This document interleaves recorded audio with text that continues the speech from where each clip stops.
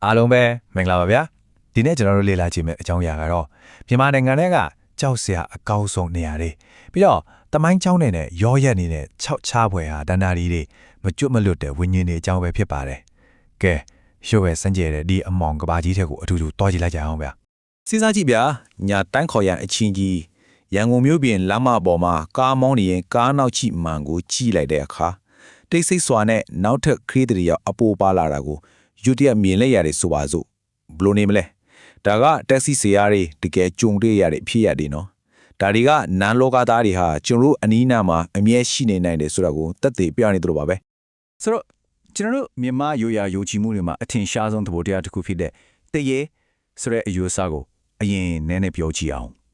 တရေဆိုတာကမကောင်းမှုတွေပြုလုပ်ခဲ့ပြီးတေဆုံးသွားသူတွေကကိုယ်ခန္ဓာမရှိတဲ့ဝိညာဉ်တွေဖြစ်ကျင်လေရတာလို့ဆိုကြတယ်သူတို့မှာကြီးမားတဲ့နားရွက်တွေရှည်လျားတဲ့လျှာရည်နဲ့အဆွဲလိုသွားတယ်ရှိတယ်လို့လည်းသတ်မှတ်ကြတယ်လေအထူးသဖြင့်ကျေးလက်တွေသားတွေမှာဆိုရင်ဒီလိုဝိညာဉ်တွေဟာအသက်ရှင်နေသူတွေစီကိုယောဂဗျာတွေနဲ့ကန်ဆိုးမှုတွေယူဆောင်လာတတ်တယ်လို့အစင်ဆက်ယုံကြည်လာခဲ့ကြတာဒီနေ့အထိပါပဲဒီရဲ့အကြောင်းပြောပြီးရင်မပါမဖြစ်နောက်ထပ်ထင်ရှားတဲ့ယုံကြည်မှုကတော့38မိနစ်တီအကြောင်းပါဒီနေရာမှာ38ဆိုတဲ့ကိန်းကနန်းဟာတာမန်ကနန်းတစ်ခုမဟုတ်ဘူးဗျာအလွန်ကိုကြံခိုးကြီးမားပြီးစောင့်ရှောက်ပေးနိုင်စွမ်းရှိတဲ့နတ်38ပါးကိုစားပြတာပါဒီနတ်တွေကိုလေးလေးစားစားပူဇော်ပသမှုတွေပြုလုပ်ကြရတယ်ဆိုတာအားလုံးလည်းသိကြမှာပါ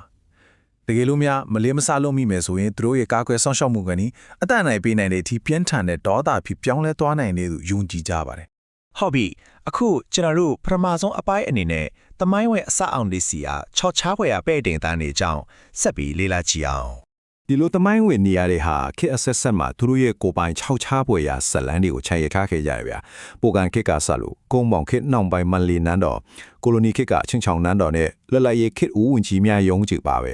ဲခေတ်ဆက်ဆက်မှာကြောင်းမဖွဲဇလန်းတွေကိန်းကောင်းနေဆက်ဖိတ်ကကိုတွေ့ရမှာပါပထမဆုံးပကံမှာရှိတဲ့အေယာမဓမ္မယန်ကြီးဖျားကြီးအကြောင်းကြည့်ကြအောင်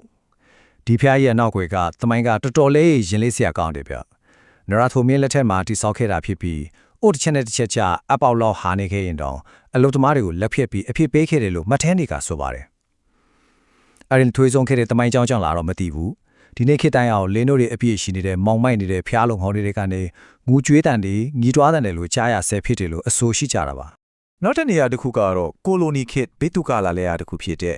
ရန်ကုန်မြို့ကဝန်ကြီးများယုံမှာဒီနေရာဟာအလွန်ကိုအရေးပါတဲ့တမိုင်းဝင်အဆောက်အဦကြီးဖြစ်တယ်လို့1940ခုနှစ်ခေါင်းထဲမှာဗိုလ်ချုပ်အောင်ဆန်းနဲ့အခြားနိုင်ငံရေးကောင်ဆောင်တွေလို့ကြံခံခဲ့ရတဲ့နေရာလည်းဖြစ်ပါတယ်။ကြီးမားကျယ်ပြန့်တဲ့ဒီအုတ်နီအောင်အဆောက်အဦကြီးဟာတန်ဖိုးမဖြန်လိုက်တဲ့အသက်တီပေးဆက်ခဲ့ရတဲ့တမိုင်းရဲ့ကြီးမားတဲ့အလဲချင်းကိုအခုချိန်ထိထမ်းဖို့ဖာဆဲပါပဲ။ဒီအဆောက်အဦကြီးကိုညပတ်ဆောင်ကျက်ရတဲ့လုံခြုံရေးဝန်ထမ်းတွေဆိုရင်တော်တော်လေးကြောက်မက်ဖွယ်ကောင်းတဲ့ဖြစ်ရပ်တွေကိုကြုံတွေ့ရလိမ့်ရှိတယ်လို့ဖော်ကြတယ်။လူမရှိတဲ့အခန်းတွေထဲကနေအစီအဝေးလုံနေတဲ့နေစင်ကြံလန်ဒီပေါ်မှာစစ်ဖစ်နဲ့အကြီးကြီးနဲ့လောက်တွားနေတန်တွေဒါတွေမကတည်းကဗျာတင်တဲ့ဖိတ်ခတ်တန်တွေကိုပါကြားရတဲ့လို့မှတ်ထန်တွေမှာပါရှိပါတယ်တကယ့်ကိုဝိညာဉ်တွေဟာအတိတ်ကတမိုင်းကိုအစွန်းမရှိပြန်လဲတရုပ်ဖော်နေတယ်လို့ပါပဲအခုကျွန်တော်တို့ရှမ်းပြည်နယ်ဘက်ကိုနည်းနည်းတွားကြည့်အောင်မြန်မာနိုင်ငံရှေ့ပိုင်းကကျိုင်းတုံဟိုတယ်ဟာလည်းဒီလိုပါပဲဒီဟိုတယ်ကိုရှေးအောင်ကျိုင်းတုံဟော်နန်းကြီးနေရာမှာဖြိုချပြီးအစားထိုးတိဆောက်ခဲ့တာဖြစ်ပါတယ်ဒေသခံတွေရဲ့ယုံကြည်မှုရဒီလိုမြင့်မြတ်တဲ့နန်းတော်မြေကိုဖျက်ဆီးတိဆောက်ခဲ့တဲ့အတွက်နေရာဆောင်နှက်တွေဝိညာဉ်တွေအတော်လေးဒေါသထုတ်ခဲ့ရတယ်လို့ဆိုပါတယ်ဟိုတယ်မှာဒီခိုတူတွေဟာအိမ်မက်ဆိုးတွေမက်တာရှမ်းရိုးရဝတ်စုံဝတ်ထားတဲ့အမျိုးသမီးတယောက်ကိုမြင်တွေ့ရတာမျိုးတွေရှိခဲ့တယ်လို့ဖော်ပြထားကြပါတယ်ကဲအပိုင်းတဲ့အနေနဲ့ကျင်းစာတဲ့နေတယ်လို့ယူဆရလဲစွန့်ပစ်ခံအဆောက်အုံဟောင်းတဲ့အကြောင်းဆက်သွားလိုက်ကြရအောင်တော့ဆက်တောင်းခနစ်ကိုမှမိကြအောင်မလားဗျာဒါဟာအရန်ကိုမျိုးကအလုံးစီကားခဲ့တဲ့ကစားကွင်းကြီးတစ်ခုဘာချိုတင်ချမ်းချမ်းမှုမှမရှိဘဲရုတ်တရက်ရုပ်ဝက်စမ်းကြယ်စွာပိတ်သိမ်းသွားခဲ့တဲ့ခုနှစ်ခေတ်ပါဘာကြောင့်အခုလိုချက်ချင်းပိတ်သိမ်းလိုက်ရတယ်လဲဆိုတာကတော့ဒီကနေ့ထက်တိုင်းဗဟေဒီတစ်ခုဖြစ်ရှိနေဆဲပါပဲတချင်ကကလေးတွေရဲ့ရဲမောတန်တွေနဲ့အသက်ဝင်စီကားခဲ့တဲ့ဒီနေရာဟာအခုတော့တော်ရိုင်းနေဖုံးလွှမ်းလို့တန်ချဲတက်နေတဲ့ယူလာဂိုစတာတန်လန်တွေဆွေးမြေ့နေတဲ့ပင်လယ်ဓာတ်ပြတံပေါ်ကြီးရက်တန့်နေတဲ့ UFO ကစားစရာနဲ့ပျက်စီးနေတဲ့ game set တွေအထီးကျန်တော့ခြံရစ်ပါတော့တယ်ဒီစွန့်ပစ်ကစားကွင်းကြီးရဲ့တိတ်ဆိတ်မှုအောင်မှာမမြင်နိုင်တဲ့အရာတစ်ခုခုကိန်းအောင်နေသလိုကျင်းစာတက်နေတဲ့အငွေသက်တွေကိုဒီမှတ်တမ်းတွေမှာထင်ရှားဖော်ပြထားပါတယ်တကယ်ကိုခြောက်ခြားစရာပါပဲအခုဆိုရင်ကျွန်တော်တို့လေ့လာမှုရဲ့အထွတ်အထိပ်ထိပ်တဲ့အပိုင်း3ကိုရောက်လာပါပြီဒါကတော့မြန်မာနိုင်ငံထဲကကြောက်စရာအကောင်းဆုံးနေရာလို့တောင်းဆိုနိုင်တဲ့ရေဝေးတူးတာအကြောင်းပဲဖြစ်ပါတယ် ဒီလိုမေးခွန်းလေးတစ်ခုမေးကြည့်ချင်တယ်ဗျာတန်းကောင်ရန်ချင်းရေဝေးတူတန်ထောရလမ်းမထက်ကအမောင်ရေထဲမှာဘသူစောင့်နေတယ်လဲဆိုတာပေါ့ညာနဲ့တန်းကောင်ချင်းရေဝေးတူတန်အနီးကလမ်းမကြီးကိုဖြတ်မောင်းရမှာဒေသခံနေအလုံးကိုကြောက်ရွံ့ကြပါတယ်အထူးသဖြင့်တဲလောက်ထက်ဖြတ်ထန်းသွားလာဖို့လုံးဝဝင်လေးကြတာပါဘာလို့လဲဆိုတော့အဲ့ဒီအမောင်ကြီးဒီထဲမှာသူတို့ကိုစောင့်ကြည့်နေတဲ့ကြောက်မက်ဖွယ်ရာယာတစ်ခုရှိနေတယ်လို့အခိုင်အမာယုံကြည်ကြလို့ပါပဲ အဲ့ဒီຢာကတခြားမဟုတ်ပါဘူးဗျာမဖဲဝါလို့လူသိများတဲ့နန်လော့ကာတာပဲဖြစ်ပါတယ်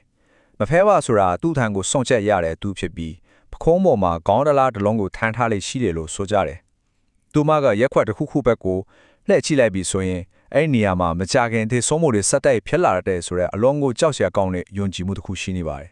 ဒါကြောင့်မလို့ခလေးသားကခါတဲ့ခွေးသားကချိုးတဲ့ဆိုတဲ့စာသားမျိုးတွေကိုရက်ကွက်ထဲမှာမဖက်ဝါရောက်လာပြီလို့ယူဆကြတဲ့အခါမိဘတွေကသူတို့ရဲ့အိမ်မောချနေတဲ့ကလေးငယ်တွေကိုကားကွယ်ဖို့အတွက်ရေးသားပြီးအိမ်ရှိမှာချစ်ဆွဲလေးရှိကြပါတယ်။ဒါမဖက်ဝါတဲ့ဝင်းငင်ကိုလန်းလွဲသွားစေဖို့ရည်ရွယ်လှုပ်ဆောင်တဲ့ရှင်ရိုးရယုံကြည်မှုတစ်ခုဖြစ်ပြီးအခုချိန်ထိတချို့နေရာတွေမှာတွေ့ရတတ်ပါတယ်။ တကယ်တော့ရင်ဝေးသူတန်ဆိုတာနေခင်းပတ်မှာကြံရက်သူမိသားစုတွေလာရောက်ကားဝဖြူကြတဲ့ပုံမှန်နေရာတစ်ခုဖြစ်ပါတယ်။ဒါပေမဲ့ည7 နာရီထိုးသွားတာနဲ့တပြိုင်နက်ရှေးကြပြီးကြောင်းမဖွဲ့ကောင်းတဲ့ဝင်းကျင်တစ်ခုစုံမိုးဖားတဲ့လူသူကဲမဲ့တော့လမ်းမကြီးအဖြစ်လုံးဝကိုပြောင်းလဲတော့ပါတော့တယ်။ဆော့ဆော့ကအစပိုင်းမှာပြောခဲ့တဲ့တက္ကစီရဲ့မောင်းနေရဲ့ဖြစ်ရက်ကိုပြန်ကောက်ရရင်တန်းကောင်းရဲ့အချိန်ရေဝေးလမ်းကိုဖြတ်မောင်းမိတဲ့အခါချင်းချင်းကြုံတွေ့ရလိမ့်ရှိတဲ့ဖြစ်ရက်တွေကဒီလိုပါဗျာ။အမောင်ထဲမှာကားတောက်တဲ့အမျိုးသမီးတဦးကိုမြင်လို့ရပ်ဖေးလိုက်ပြင်မဲ့လမ်းပေါ်မှာဘယ်သူမှမရှိတော့ပါဘူး။ဒါပေမဲ့ကားပြန်ထွက်ပြီးနောက်ကြည့်မှန်ကိုကြည့်လိုက်တဲ့အခါ